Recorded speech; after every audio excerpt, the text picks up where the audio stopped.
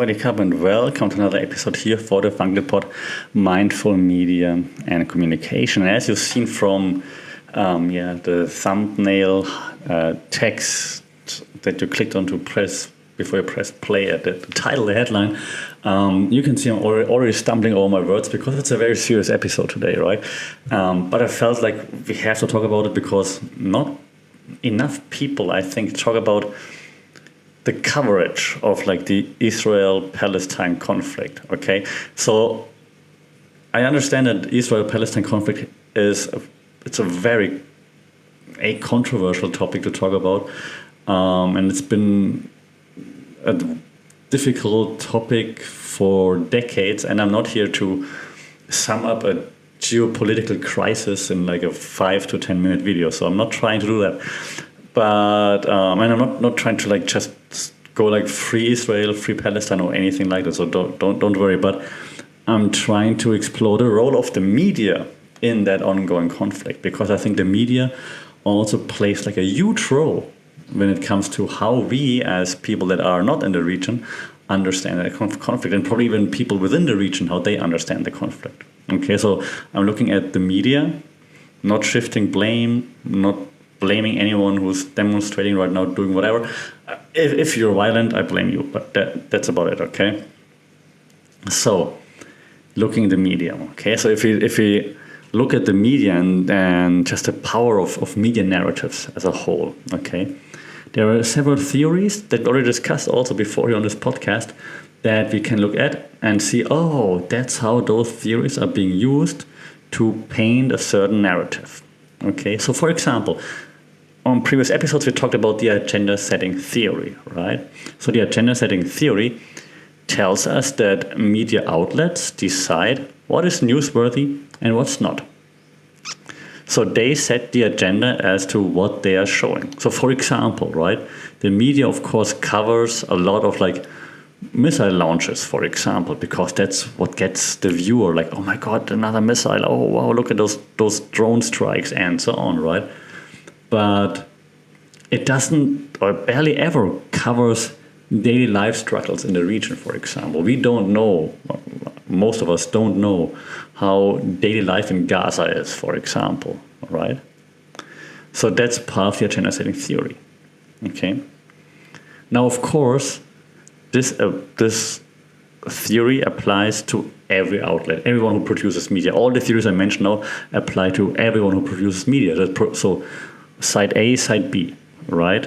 They show you what they want you to see, obviously, right? So if I'm pro-Israel, if I'm Israel, I will only show you how the rockets from Gaza hit Israel and innocent people die. If I'm Hamas, I will show the same thing, just from the other way, right?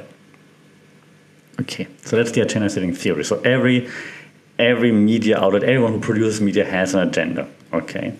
And there's also like a second level agenda, for example. So how media focuses on specific attributes, for example, humanitarian issues right now, right? So for example, I'm German, as you know, so German media, now lots of them focus on the humanitarian issues, making like this like one of their main talking points. And I'm not saying that's not fair. Of course it's fair. It's very fair. It's a tragedy. So the humanitarian issues should be a focus, of course. But I'm just saying like that's now the agenda of lots of the media back home, that they are focusing more on the humanitarian issues rather than on other issues, while, for example, other outlets maybe focus on like meetings that happen in Dubai right now, for example. Okay. And the last part in the agenda setting theory concept is, of course, we also have gatekeeping, right? The editor of that outlet, whatever that might be, chooses what makes it to the front page, what makes it to their Instagram, and so on, of course, right? Or what makes it on the air. So again, like the agenda setting basically tells us that the media outlet that produces or publishes the media decides what the audience can consume and can see, and hence, of course, furthers their own agenda. And of course, those agendas are very different depending on the side that you're on. Okay? Which leads me to the second theory that I wanted to discuss that I noted down, which is the framing theory, right? So the framing theory basically is used to simplify complex situations. So, and I think we see this a lot right now. Like and then it leads, of course, to lots of stereotypes. Okay, so for example, media framing is like one side, for example, are the terrorists, and the others are, I don't know, the liberators. I'm just throwing it out right now. Yeah, we've seen like terrorists right now being used a lot, and I don't even mean to just talk about, like, for example, Hamas, which is a terrorist organization, right? So they probably deserve that label, terrorist. Even though, if you look at it from Hamas' point of view, I'm gonna say that lots of people in the Hamas probably don't think of themselves as terrorists. But I mean, so they're labeled as a terrorist organization in most countries in the world, I believe. So fair, I guess. But there are other organizations that get also labeled in different ways, right? So that's like framing tries to simplify, like they're all terrorists, they're all like this, they're all like that. Okay, so that's framing. And we see in that conflict, it's not that easy, it's not that simple. But framing theory tells us that media outlets, they try to simplify because then it's easier to group us into a yes or no. I'm pro this team against that team. This group is my group, that group I'm against. And then we click on stuff, we buy stuff, and so on. Okay, so that's why. There's also like episodic and thematic framing. So isolated incidents, for example, versus broader contexts. Okay, so if like one terrible thing happens, it's like, that's what they did, and always like that, even though it's just maybe like one terrible but one isolated incident. Yeah? And you say, that's always like this. So you take like one incident and frame it the way that you say, all of them let this happen, that's why they're all bad, for example. Okay. And one of my favorite theories in this regard, favorite is maybe the wrong word to say, but one theory that I think applies a lot is the theory of moral panics. Okay, moral panic theory. So moral panic theory talks about threats to societal values and interests. Okay, so if something seems like a threat to the society that you're part of, to what you think is right, and you're like, oh my God, this could happen to me, this could happen to my children, then we are scared. We are taking part in a moral panic, and we want it to be solved. So, for example, if we see footage or we hear about babies being killed, for example, right, then we feel like, oh my God, this is against our moral compass. Those terrible people, they need to pay for it. Let's just go all in. Then later it might turn out that the story wasn't even true, but then we're already blinded, right? So again, just giving an example of the moral panic theory. Okay, so if something goes against our societal values and interests, against societal norms, mostly when children are involved, we'll be like, oh my God, which is understandable. Obviously, we want to protect our children, right? So then moral panic hits, and we are taking sides rather easily. That doesn't only apply like in this context right now, like generally speaking also, right? For example, if there's like, I know, another school shooting, like let's say, because of course that happens all the time, unfortunately. So then we're easy to jump on like bandwagons, like, oh, she, they played like this computer game, we should ban those computer games, for example. It's also moral panic. Okay, just to make that more clear. Okay. Then, of course, we also have media ownership, which of course steers the narrative as well, right? Media ownership and bias. So editorial policies, obviously, they reflect media ownership. Like, so who owns that outlet, right? Is it Rupert Murdoch or Sun now? Or like who steers it? Is it left-leaning? Is it right-leaning? That obviously influences what we see in the media, right? So, yeah, as I said, Murdoch-owned media, maybe Qatari-owned media, or like here in Thailand, we have lots of Chinese-owned media, for example. That then could lead to like the propaganda model that you probably all heard of, like based on ownership, funding, sourcing, ideology, and so on. And that all influences, of course, what kind of content we can consume from that publisher, from that channel, right? So that's all like part of the political economy of media, right? How media serves those capitalist interests. Because in the end, of course, those people running/owning, and that can be shareholders too, of course, but they all want to earn money with that company, be that the BBC, be that CNN, be that whatever. In the end, it's all like a business. And of course, they will pick the content that leads to the best business for them, right? That's just the case. And speaking of like picking content, right? Social media, obviously. Like, I mean, yeah, algorithms obviously contribute to polarization. And we just seen that in the EU again this past week, that actually the commissioner for the EU sent letters to TikTok, Meta, and who else? Who else is out there? X, of course, yeah. Also, so he sent letters to all of them. The most stern one, I think, to TikTok, saying they have to do something against all those fake news coming out of Israel and Palestine, because that obviously contributes to like a crazy amount of like influence in regards to what people, especially younger people, think about the conflict.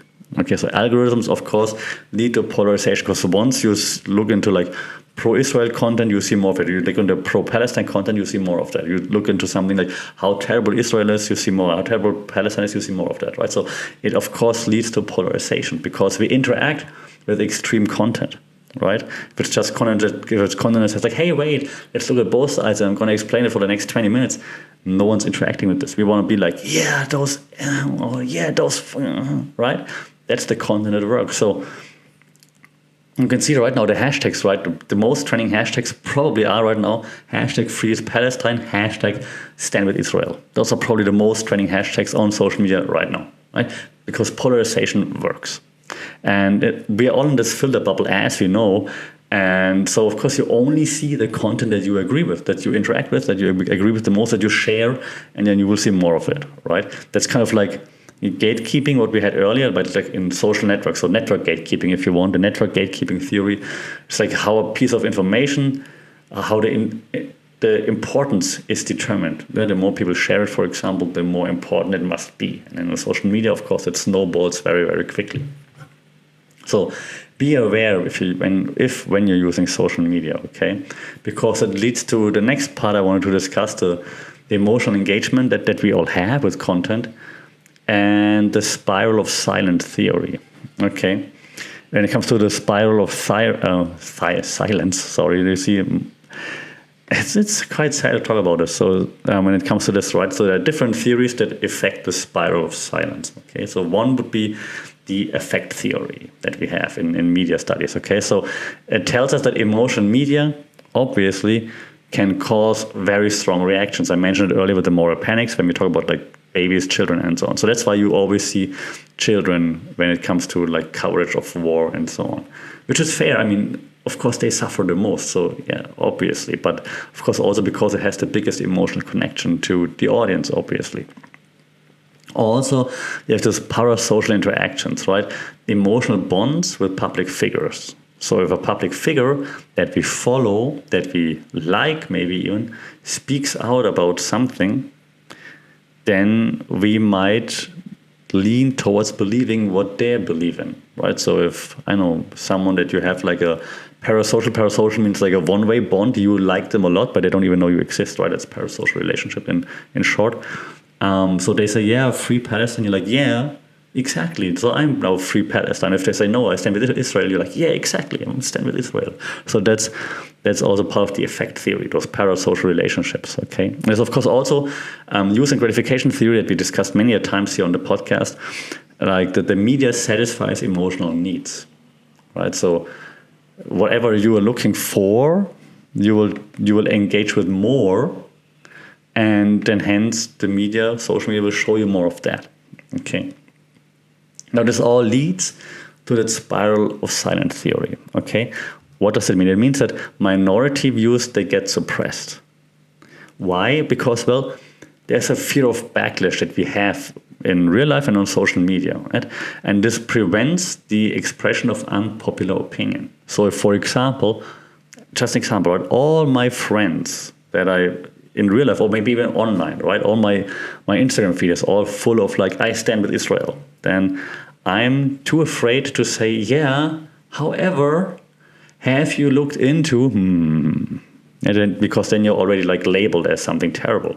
And the same thing the other way around, right? If I say like free Palestine, and like, yeah, but have you not seen, I cannot say like, but guys, have you not seen what the Hamas did? No, then you're also labeled as someone who might say that the violence is justified, right? So it is a very, very sad, still very sad, but it's a very difficult topic to discuss, right? But you see how the media shapes views, and I hope you can see why there are so many extreme views on the topic.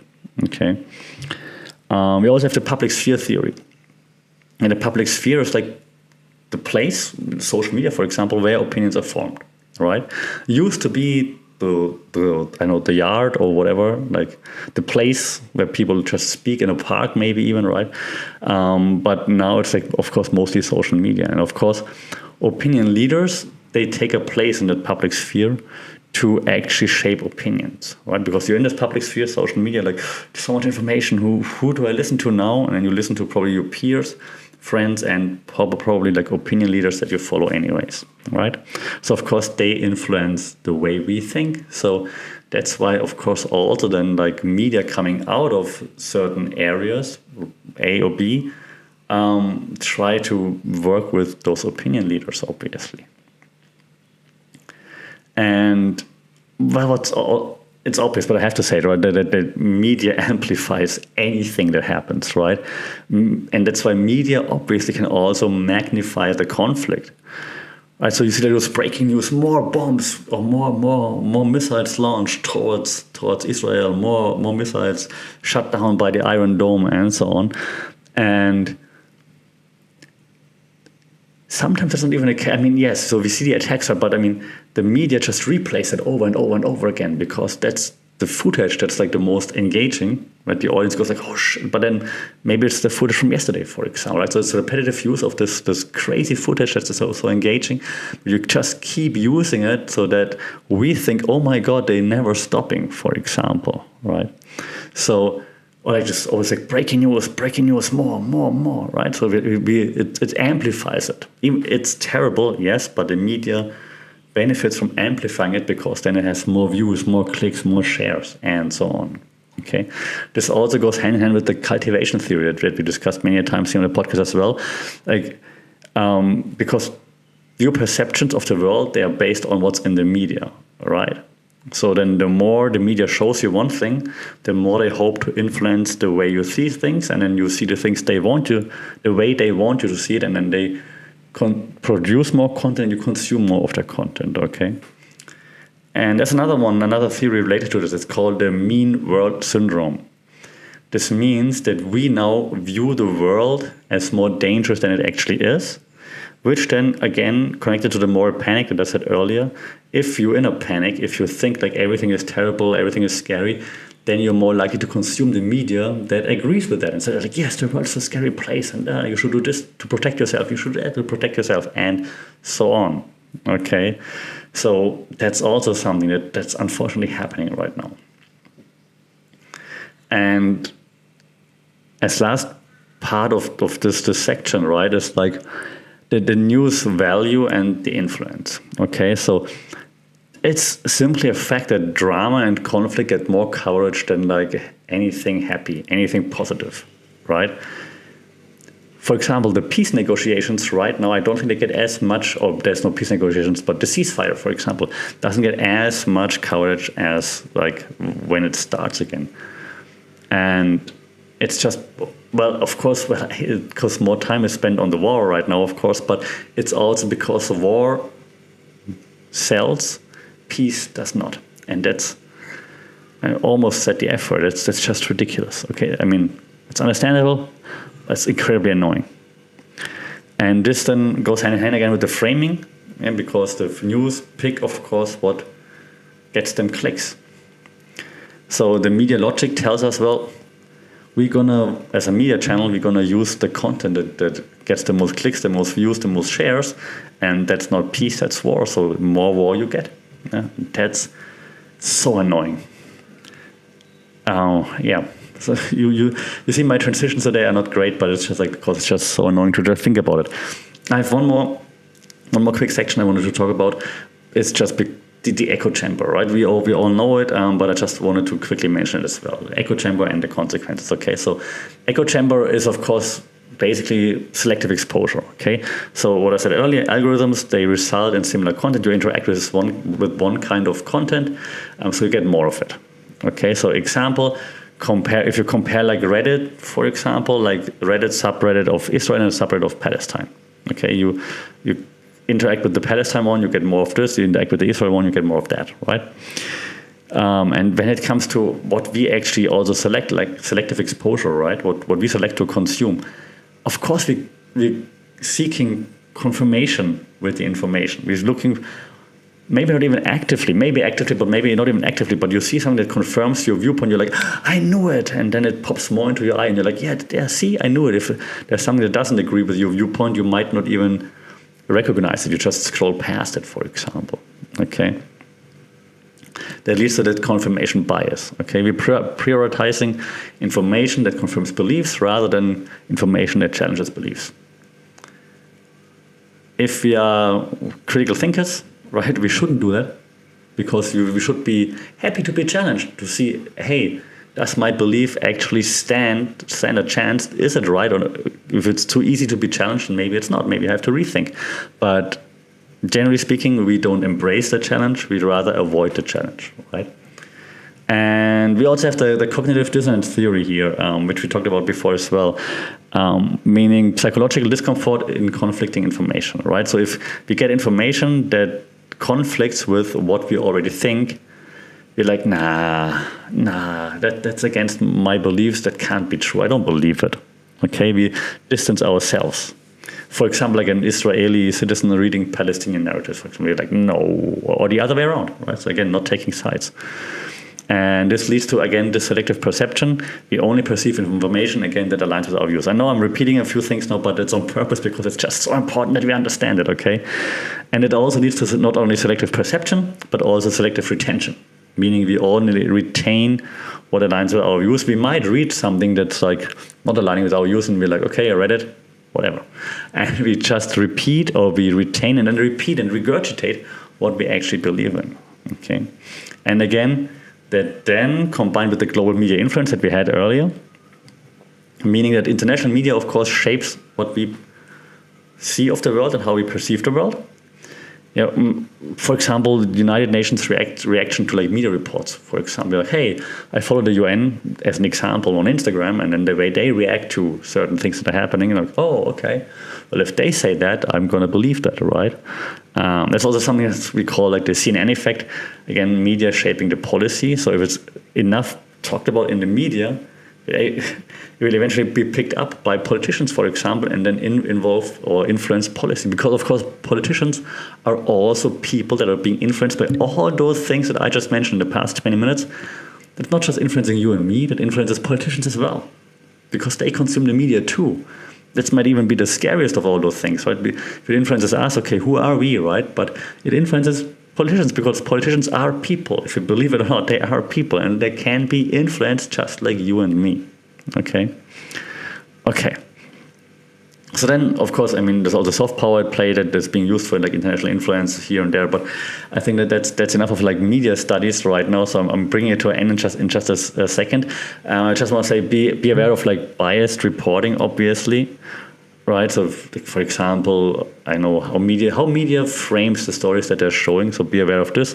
Be aware of like how semiotics, meaning the use of imagery, for example, and symbols in the media, labeling people as terrorists, for example, labeling people in certain ways, and just make sure that you like that you have critical media literacy. That's all. Like if you're consuming media, especially in such important times and with such important topics, just make sure that you're critical in regards to everything that you're seeing. That's just important. I don't say don't believe anything. I say be critical and just then come to a thoughtful conclusion. Okay, so I think media literacy is the most important thing here again. We got to be discerning and critical to make sure that we understand what's actually happening and don't just believe everything that we see. Okay, because media has a very pivotal role here in shaping the narrative. And it could be used for something positive, of course. But as we already now discussed the last 20 minutes, it barely ever is, because the media benefits from controversy, violence, war. Yes, there's no happy ending here for this podcast, for this episode. I just felt the need to talk about like how the media really benefits from us taking sides and being mad at each other and not coming together. Let me know what you think. Like, how do you have like a media channel that you believe? How do you consume the media? How do you make sure that you're not being baited into one or the other way? Let me know your thoughts. That's it. Follow for more. I can't even do the call to action here today because I'm so sad. But yeah, I hope we have like a discussion on that. And stay safe, take care, for real, and we talk soon. Sawadee Krap.